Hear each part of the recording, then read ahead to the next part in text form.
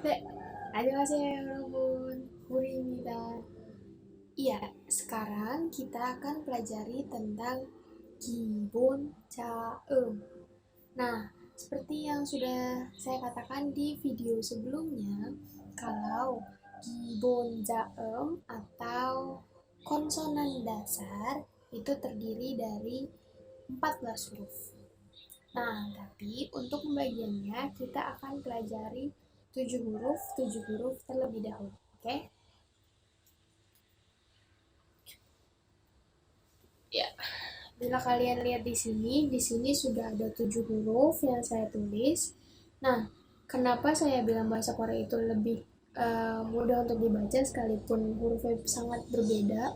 Huruf bahasa Korea itu hanya terdiri dari garis-garis yang menyerupai kotak segitiga. Kotak segitiga. Ya. Nah, di sini kita akan pelajari nama dari setiap huruf. Kalau misalnya di alfabet kita punya huruf A, bunyinya A. Kita punya huruf B, bunyinya B, B, B, B. Oke. Nah, kalau di bahasa Korea, mereka punya nama-nama sendiri dan dari nama-nama tersebut kita bisa mengetahui bagaimana huruf ini berfungsi atau berbunyi ketika huruf ini digunakan di depan konsonan dan di belakang konsonan, atau di depan silabel dan di belakang silabel, atau suatu satuan bunyi. Oke. Yang pertama di sini kita punya huruf giok, giok, giok, giok. Oke, kita punya huruf giok.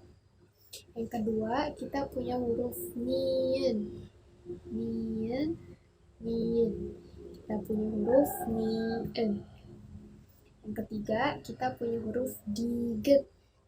Diget, diget, diget. Kita punya huruf diget.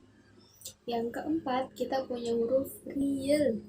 Riel, riel, riel, riel. Yang kelima, kita punya huruf miem. Miem, miem, miem. Yang keenam, kita punya huruf biep. Biep, biep, biep. Dan yang ketujuh, kita punya huruf shiot. Shiot, shiot. Nah, jadi di sini kita punya 7 huruf yang kalau akan lebih mudah, kalian bisa menghafalkannya dengan ga, na, da, ra, ma, ba, sa. Seperti itu. Untuk lebih mudah, kalian bisa menghafalkannya dengan urutan yang ada di atas. Dan untuk di bahasa Korea, urutan konsonan itu penting ya untuk dihafal karena nanti ada fungsinya. Tapi itu tidak akan dibahas di sini karena itu belum akan digunakan di sini, tapi nanti. Oke. Jadi di sini huruf pertama kita punya giok atau ga. Kedua kita punya nian atau na. Ketiga kita punya diget atau da. Keempat kita punya riel atau ra.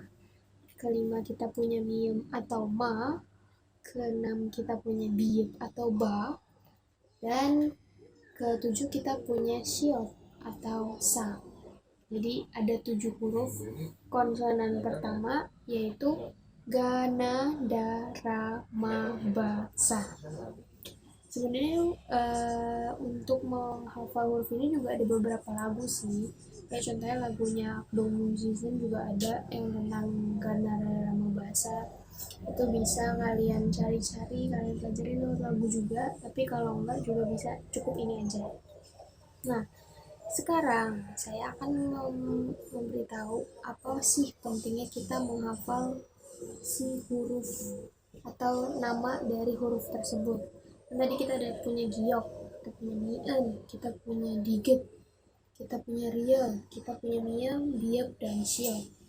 Nah, pentingnya adalah jadi si huruf giok ini ketika ketika dia ada di awal suatu silabel, dia dibaca sebagai huruf G kalau di bahasa Indonesia ya. Dia dibaca sebagai huruf G. Jadi bunyinya ga. Tapi ketika si huruf giok ini ada di akhir silabel atau dia menutup suatu bunyi, dia akan berbunyi sebagai K. Jadi kalau ada giok A dan giok lagi, itu nanti dibacanya jadi gak. Makanya di sini ada konsonan keduanya ada yok, dan dia giok yang di menutup silabel itu dibacanya jadi huruf K. Nah, untuk yang huruf yang kedua, di sini ada mien. Dia di awal dibaca N, di akhir dibaca N. Sama ya. Jadi nggak sulit untuk yang ini. Yang ketiga, kita punya huruf diget. Nah, di awal dia dibaca sebagai huruf D. Tapi di akhir ketika dia menutup silabel, dia dibaca sebagai huruf T. Nah, untuk huruf yang keempat, ini ada huruf yang agak spesial.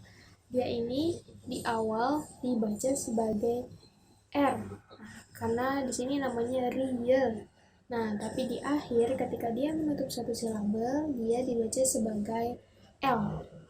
Oleh sebab itu, kalian akan menemukan orang Korea yang kesusahan membaca huruf L di awal kata atau di awal silabel, dan kesusahan membaca huruf R di akhir kata atau di akhir silabel. Itu karena sebenarnya memang fungsi dari huruf real ini di awal menjadi R dan di akhir menjadi L. Gitu.